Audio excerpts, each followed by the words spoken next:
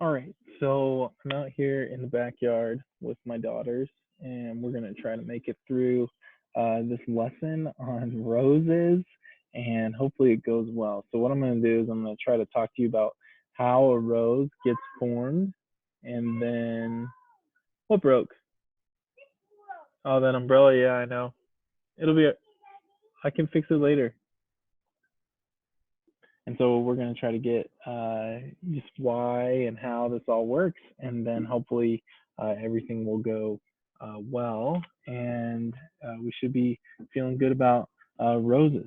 Okay, so roses are a kind of polar equation that can happen, and just to kind of point out when they potentially are going to happen is when you get some coefficient of theta, all right, on the inside. Okay, so if you're tracking with me on how these graphs go, uh, think period change, right? So there's a period change, and if you're graphing it on a rectangular plane, and so if there's period change, then that means you can get more periods in, and you can get more periods in from 0 to 2 pi, which means more things can happen. So we get this shape called a rose. So here's what I've done. I've graphed on Desmos. I've graphed y equals 2 sine of 2x. We could have graphed it by hand, but I'm just trying to save time. And so I identified on Desmos all these points that we would have normally graphed if we were going from 0 to 2 pi, right? So like these are all the points that we would have graphed. So I'm going to do like I did in the last video, and I'm going to turn these into, right? I'm going to say that the radius, and I'm not going to write the table, but the radius is going to be the y value, and theta is the x value, right? Um, so I'm going to turn these x values and y values into r's and thetas so that I can graph them over here. And we're going to say that this is going to be the graph of r equals 2 sine of 2 theta, okay? And so we're going to graph and see how a rose gets graphed, okay? So here we go. So 0, 0, point right there. And then if I go to pi fourths, 2, okay, is out here, 1, 2, okay? And then pi halves, back to 0. 3 pi fourths is negative 2, so 3 pi fourths, 1, 2, but negative 2, so I got to reflect over the pole. So there we have it. Then pi over here, back at 0, and then 5 pi fourths goes out to 2, and then 7 pi, or 3 pi over 2 is 0 again, and then 7 pi fourths is negative 2, so even though I would be over here, I got to reflect it over the pole, and so it goes over here. And then 2 pi comes back to 0. So you get this thing that looks like an X, but the question is like really like how do you graph it? So if you think first, okay, the radius was positive, right? Look at where I'm over here on the graph. Up here, the radius is positive. If the radius is the y values, then they're positive. And so it went out and formed a leaf right there. And then you had negative radii as you went into the second quadrant, which means it flips over the pole. So it comes down here, okay? Then it was positive again, right? And so it goes out, and then it was negative, so it reflected. All right.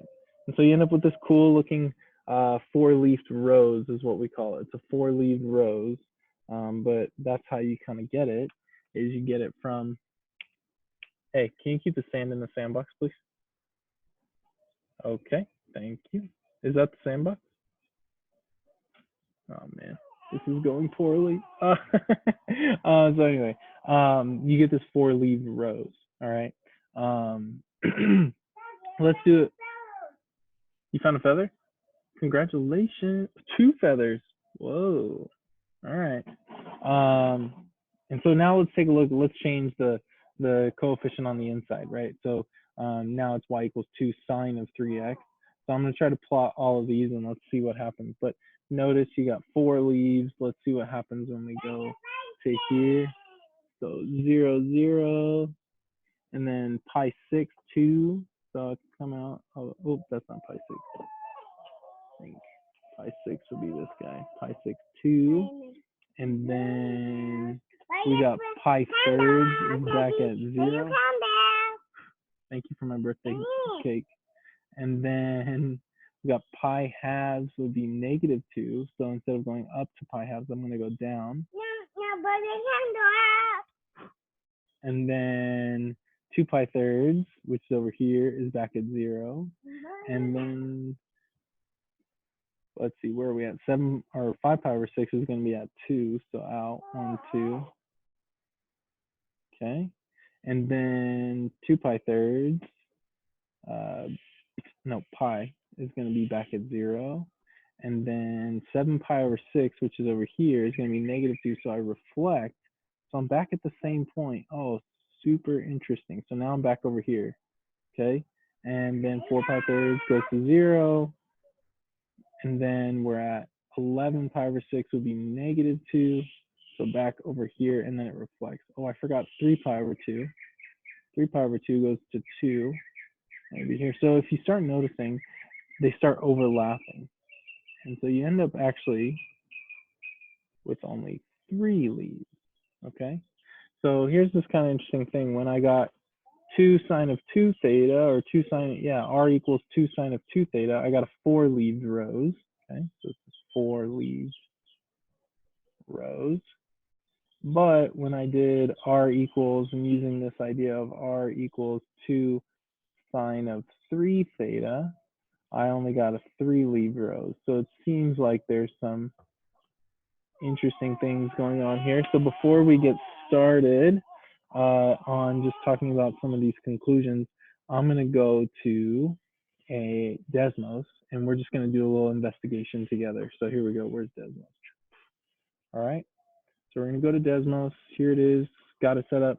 So I've got right here, if you're taking a look, I've got 5, r equals 5 sine of n theta. Okay. And I've made a little slider. So n is just going to be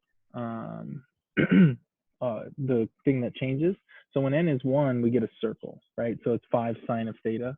That would be a circle. But when it's 2, we get our beautiful 4 leaved rows.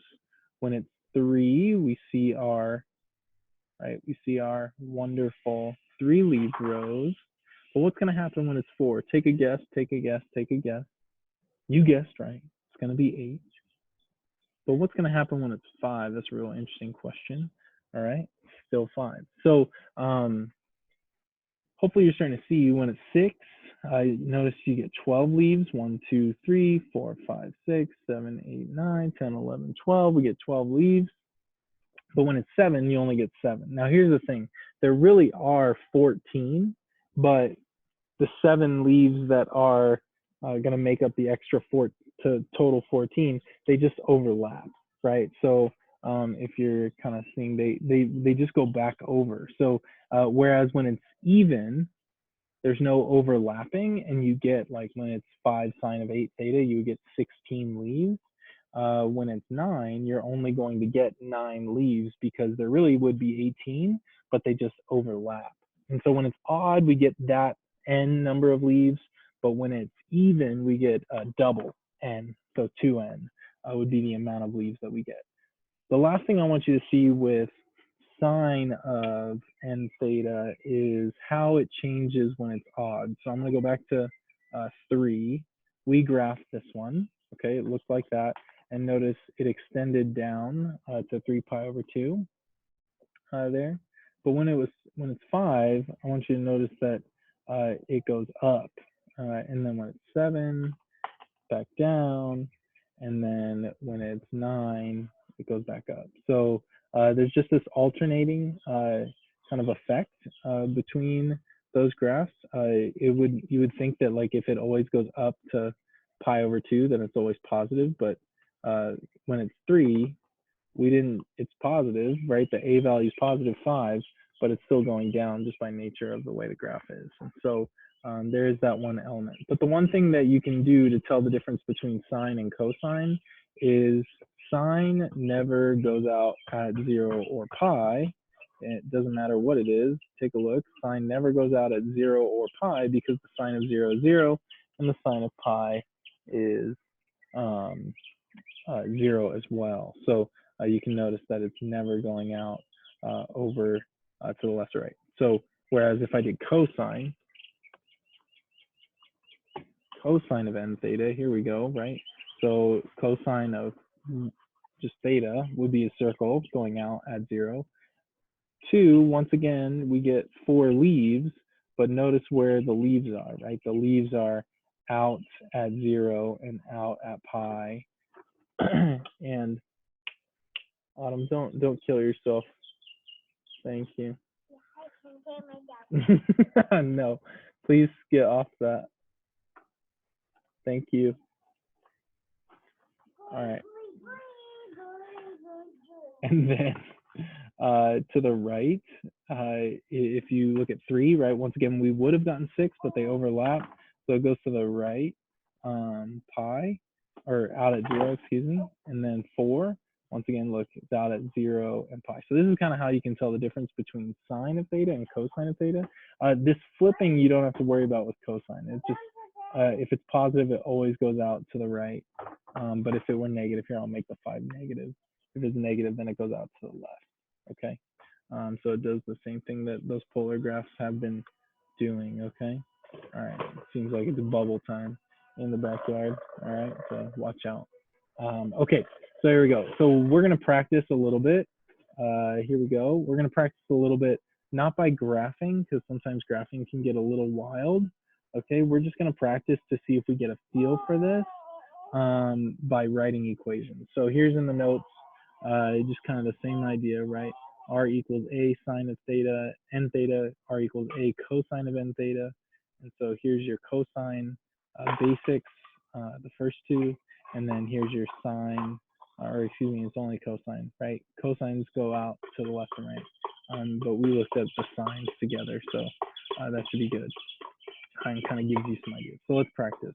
First thing that I would ask, right, is this sine or cosine, right? Like that's the first thing that you want to ask of yourself in this question, right? So since it goes out at 0 and pi, we know it's cosine. And let's just count the leaves. So I've got 1, 2, 3, 4, 5, 6, 7, and then 8. So I've got 8 leaves, which means, right, 8 leaves. So what's n? N would be 4, right? Because n is going to be double, right? When you double n, that's how many leaves you'll get if it's an even number.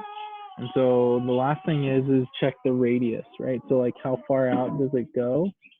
Because that's going to be your a value, okay? So that's how far it goes out. So I think if I'm reading this correctly, it's 5. So we're going to say this is r equals 5. And then we're going cosine of 4 theta, okay? And that's kind of the steps how we go. So we said sine and cosine, number of leaves, and then the radius, okay? So just read how far the leaves go out, okay? So if you want to give it a shot on your own, you can, but I'm going to keep going because my time is limited, as you can hear. Hopefully you can hear my beautiful daughters. All right, so we've got a cosine one again, because it goes out at 0. And so then I've got 5 leaves. Since it's odd, then that means n is 5, right? Because there won't be double. Autumn, can you not put those over your sister? Thank you. And then the last one would be is what's the radius? So the radius is 4. So we're going to say r equals 4, and then I'm going to go cosine of 5 theta, okay? Hopefully that looks pretty good to you. I do want to say about number 1 that if this value had been negative, it would make no difference in the graph because the graph is symmetrical in that sense. It would have made no difference. But if this piece over here had been over here, then I would have known that the A value would have been negative. So hopefully that makes sense. Okay. All right, next one. Sine or cosine. We're going to say that this is sine because we have no leaves going out at 0 or pi. Okay, and then I'm going to count the leaves. I got 3, 6, 9, 12. So that means n is 6 because when you double n, that's how you would get the 12 leaves.